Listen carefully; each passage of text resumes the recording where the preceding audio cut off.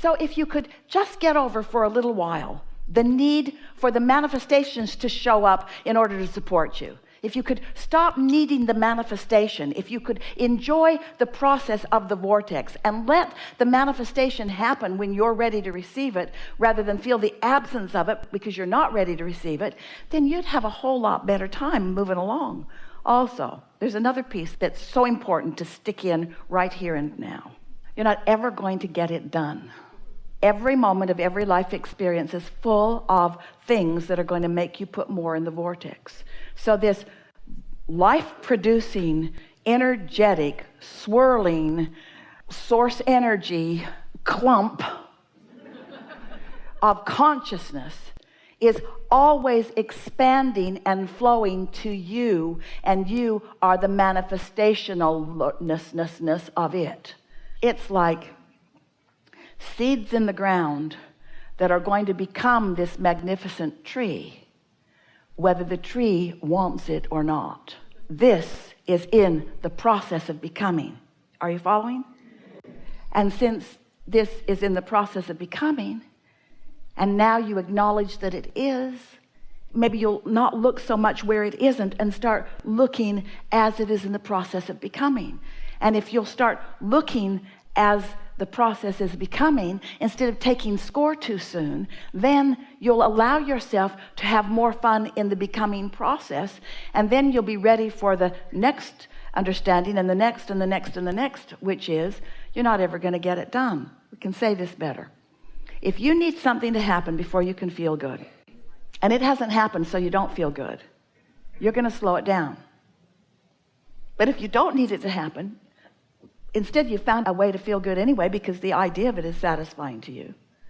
Now, you're happy even though it hasn't come, and you're happy even though it's getting bigger, and you're happy even though it's becoming more, and you're still happy, and now it happens, and oh boy, are you happy. But your happiness wasn't dependent upon it becoming. Your happiness was because you're happy that you're a creator. You're happy that there's a seed in the ground. You're happy about the potential. You're happy about what's unfolding. You don't need this in order to be happy.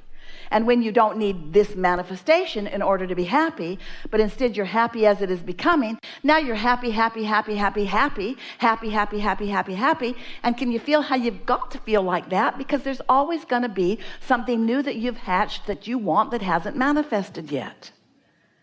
That would be like, can you imagine a small clump of society who believes in eating food, who understands that food often comes from seeds, who knows that the seeds are in the ground, wailing about the fact that the seeds haven't produced the food yet, and being so upset about it that they just keep digging the seeds up and eating them instead of allowing the seeds to become the food that they want. Well, that's a silly analogy, because in that scenario, you understand the seeds are turning to things.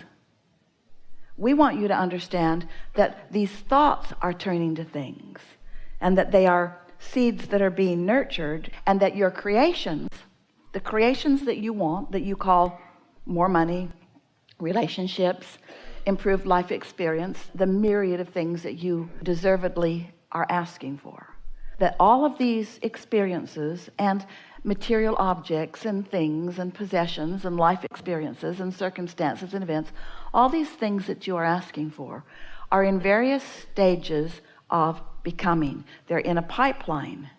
They're in a pipeline, and to your degree of readiness to receive them, they're showing up in your experience.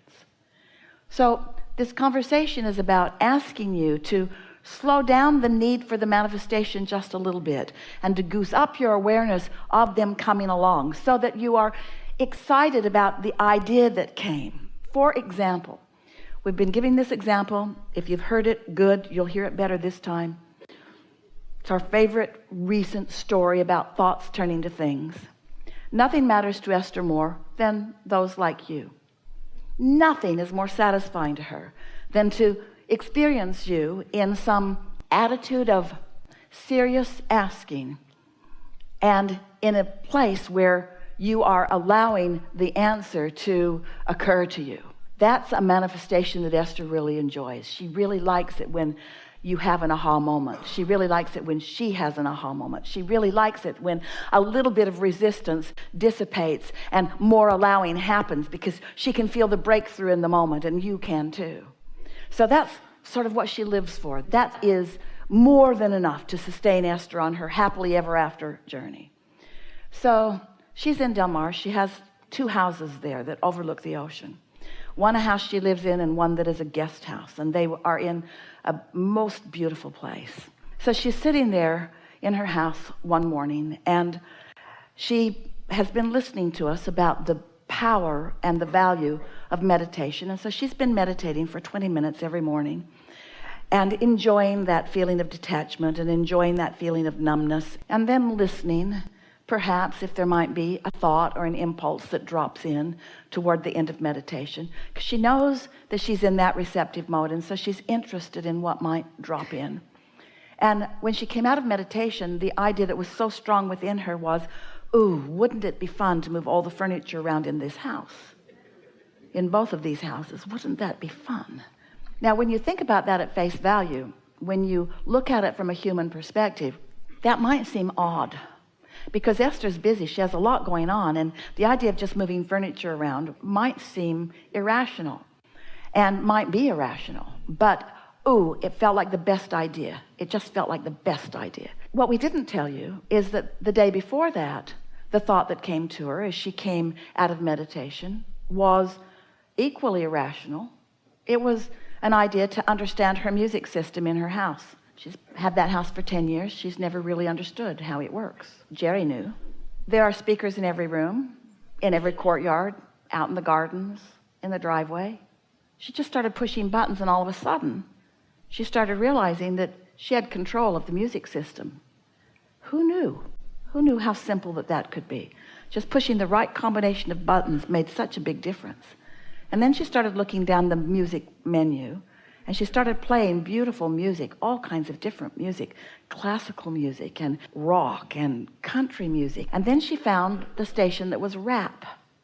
And she thought, ooh, that sounds so good. Now that's irrational. That's irrational. But her attention to it, her affection for it, her passion for it, it was undeniable. She couldn't not do it. It was so strong, and it was so satisfying. Each song better than the last. The way the music felt, the way the words moved with the music. She turned it up all through the house and all through the gardens. She just enjoyed it so much. And then she went on with her day, didn't think about it again.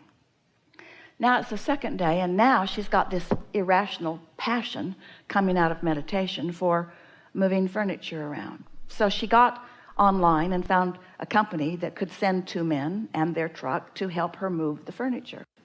So they showed up, and they think she's nice and odd, because she's really too old to be that excited about anything. But she's just really excited about moving things around. And they want to know why she wants to move it around, and her answer is, I don't know.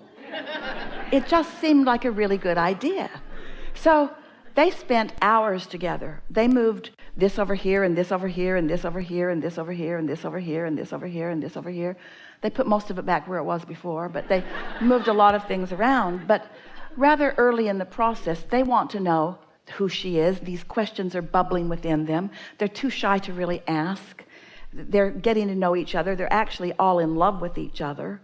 They're sharing water together. Esther wants to make everybody a sandwich. They're just really having a nice time together. And then Esther's talking about this beautiful day, and one of them then says, it is beautiful here, but I'm leaving. Esther couldn't understand that. She couldn't stand it. She couldn't stand the idea that this beautiful young man would leave this beautiful environment. Why? Where are you going? Alabama. Why? Why?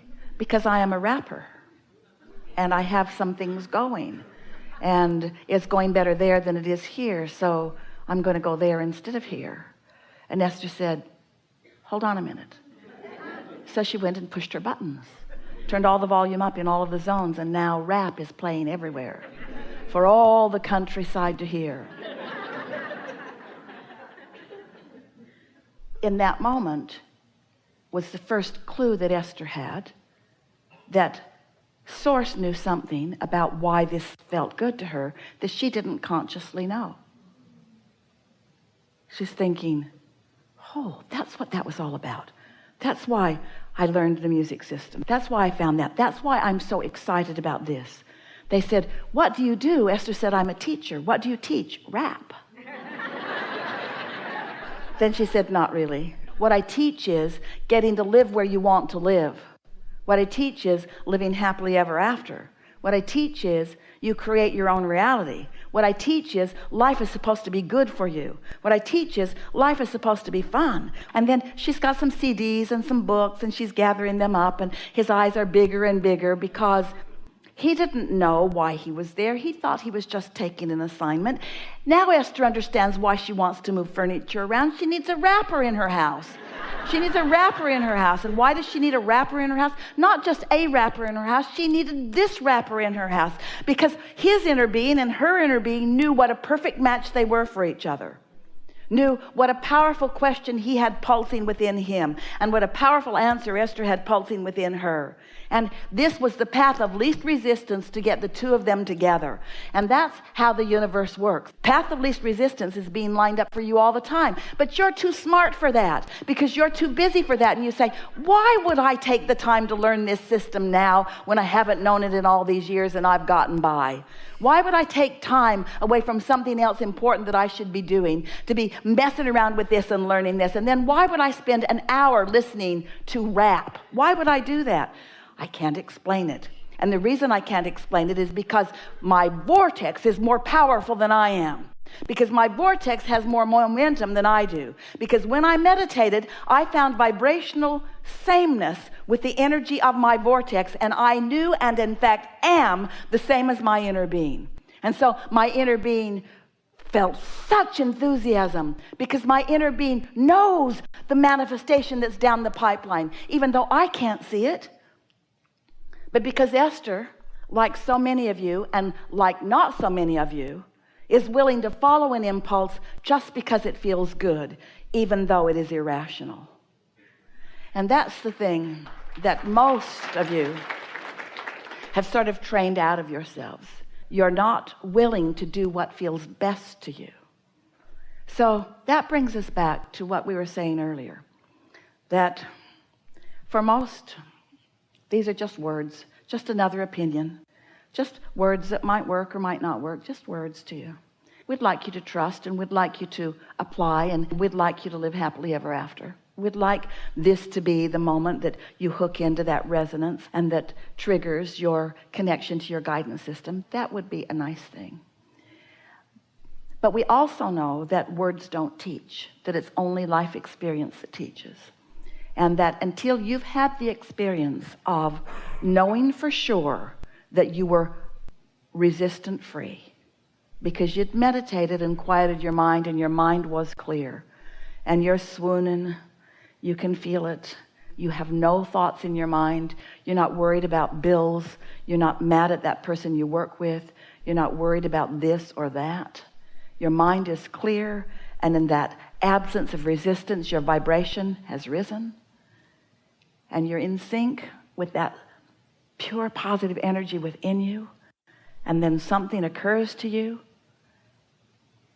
and you're not criticizing it, you're not judging it, you're not measuring it with other things, you're not asking someone else what they think. That's what would happen in many experiences. Many people would say, oh, I feel like moving the furniture around. And most people who live with you would say, what? Esther was fortunate. She was there all alone. Nobody was the boss of her, and nobody had an opinion. And almost everybody she knows or has ever known would have said, it looks perfect the way that it is. Why would you move it around? Didn't you buy every piece precisely to go where it's sitting? Didn't you measure everything before you put it there? Isn't this the most beautiful space you have ever seen? Why would you monkey with perfection? That's what most rational minds would do. Most of you don't allow yourself the new great idea that your inner being is offering, because your inner being knows where you are in relationship to everything you want and what the path of least resistance is to get you there, you see.